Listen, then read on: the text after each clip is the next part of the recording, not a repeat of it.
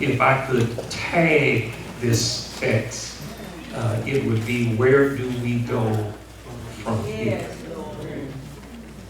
America is a unique country with a unique history for its citizens of various hues.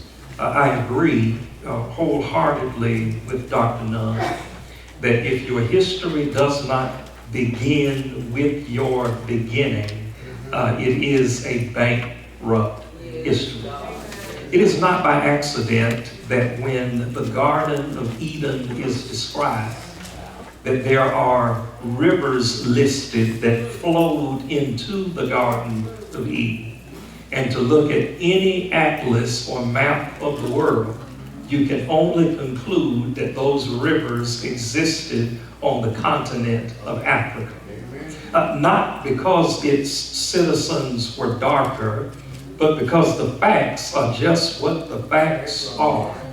That the seat of all humanity, the beginning of our global civilization, started in what we now understand to be the cradle of Africa. That's just a fact.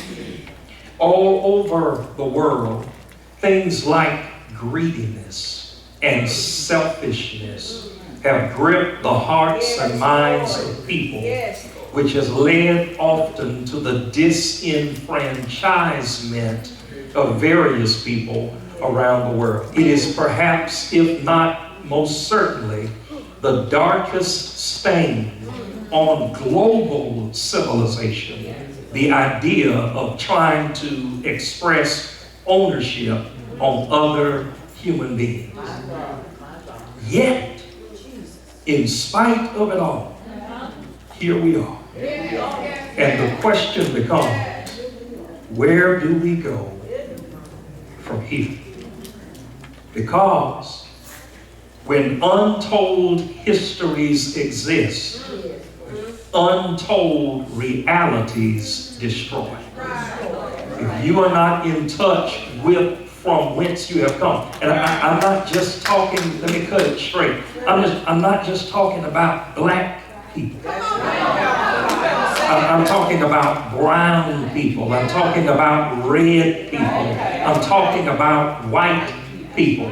If you don't understand from whence you have come, systems that still exist today, instead of getting better, they will continue to get worse. I am thankful that with the many shortcomings that exist across the globe, mercy is still available. I don't know if you heard what I said. Despite the many misfortunes that exist and have existed all around the world, mercy is still available for us all. The grace of God is when He gives us what we do not deserve. The mercy of God is when He keeps us from getting what we do deserve. And everybody under the sound of my voice is a candidate for mercy. And some of us don't have to look back 10 years. We don't have to look back 100 years. We don't have to look back 400 years. Every one of us in here needs mercy right now, based on some of the attitudes we've had in the last 20 minutes. Mercy suits our case. And the ground is level at the foot of the cross. History is never to be denied. Justice is never to be delayed. But mercy is always to be accepted. Where do we go from here when you cannot erase your yesterday, but you can commit to your today and change your tomorrow? It begins when you recognize that there is a God in heaven.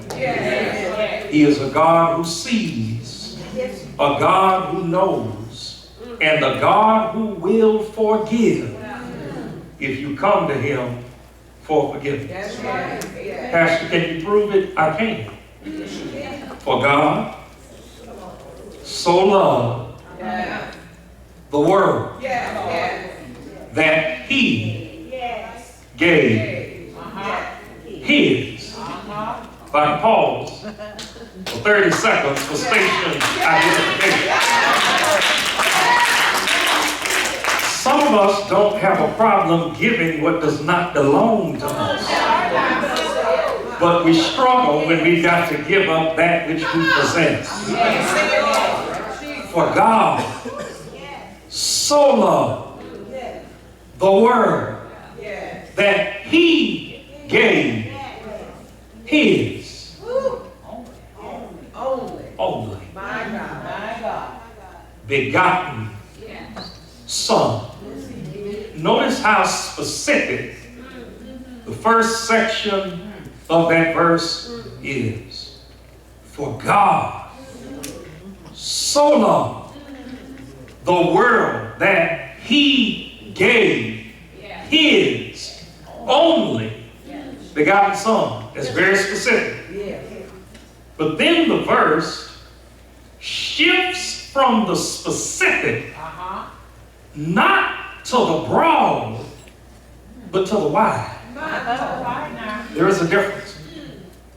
Broad means a great separation between two expanses.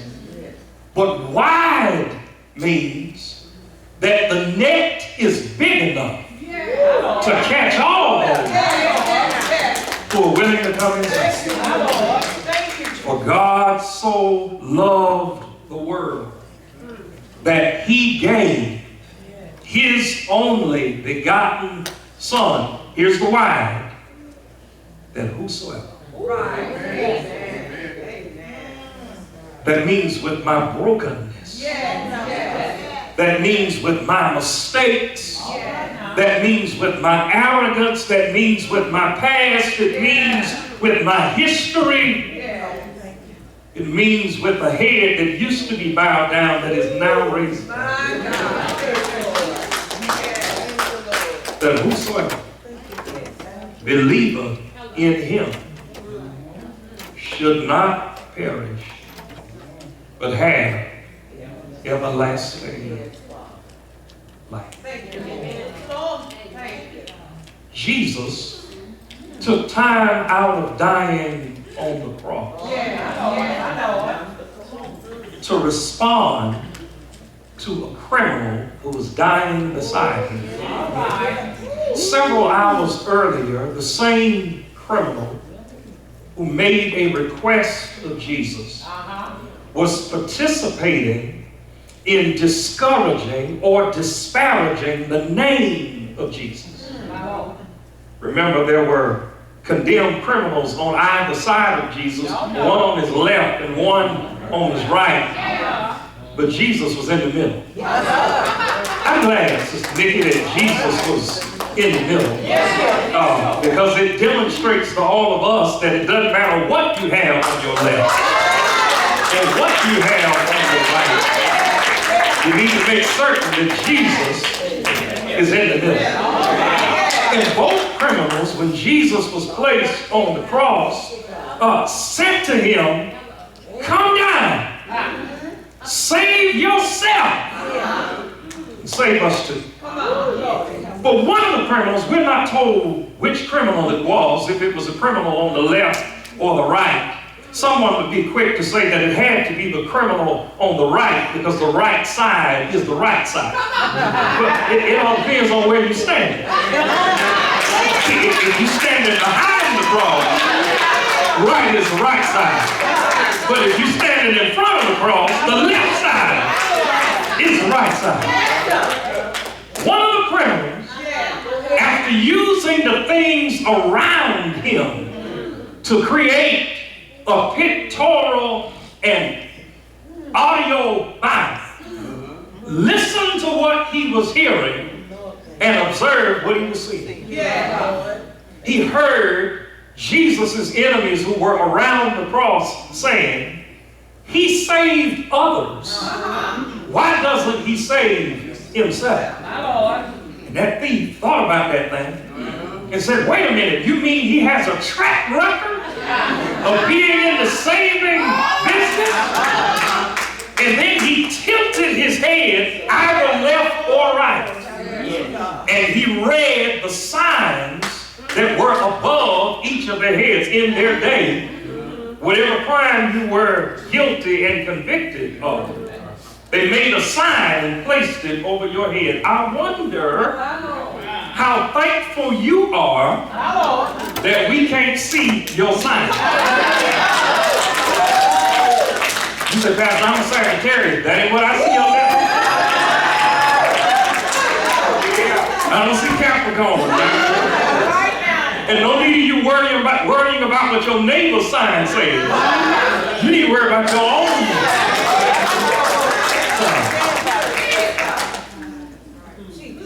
Criminal looked at his sign, looked at his partner's sign, and recognized that they were being justly condemned for the crimes they had committed. But then he looked at Jesus' sign. And then read, Jesus Christ of Nazareth, King of the Jews. And when that man took the audio that he had heard and grappled with all that he had seen, he recognized that if Jesus was a king who had saved others, he recognized that Jesus could save him too. And he said to him, Lord, when you come into your kingdom, remember me. And Jesus took time out from dying and said to that criminal, this day you will be with me in paradise. Now get it out. Get it out. I call that criminal because I got Verizon. Because I really want to talk to him. I had a question I really wanted to ask him. I said, sir, were you crucified with Jesus? He said, yes, I was. I said, there was a sign above your head that contained the crime that you had been accused of, convicted of, and were now being executed for. He said, yes, there was a sign. I said, sir, I don't want to get into what the sign said, but I do want to ask you, were you guilty of the crime you were accused of, convicted of, and being executed for? He said, not only was I guilty, I had the t-shirt, the sweatshirt, the wristband, the bumper sticker. I was a sinner. I said, well, thank you for your honesty, but let me push it a step further. After you got done criticizing Jesus, you said to him, when you come into your kingdom, remember me. He said, that's exactly what I said. He said, Lord, did you hear what he said in response? I said, I heard it. He said that today you would be with him in paradise. He said, well, Lord, what is your question? I said, I don't have but one. What gave you the right to ask Jesus to remember you? Because sometimes I get caught up in the flesh. And I wanted to know, what gave you the right to ask Jesus to remember you? And I guess he could tell that I had a little attitude when I said it. Because his response was, Pastor thought, if my memory serves me correct, I didn't ask you to remember. But I asked Jesus. And if you want to know where I get the right from, John 3:16 says that whosoever,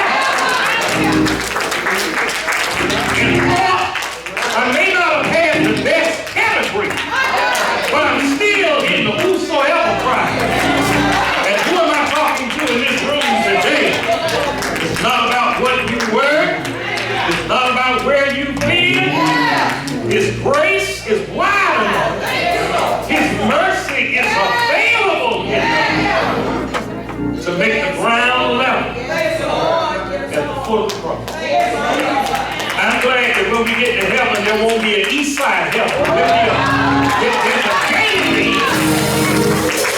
gate in the west, but it won't be an east side heaven and a west side at the foot of the cross. Yes.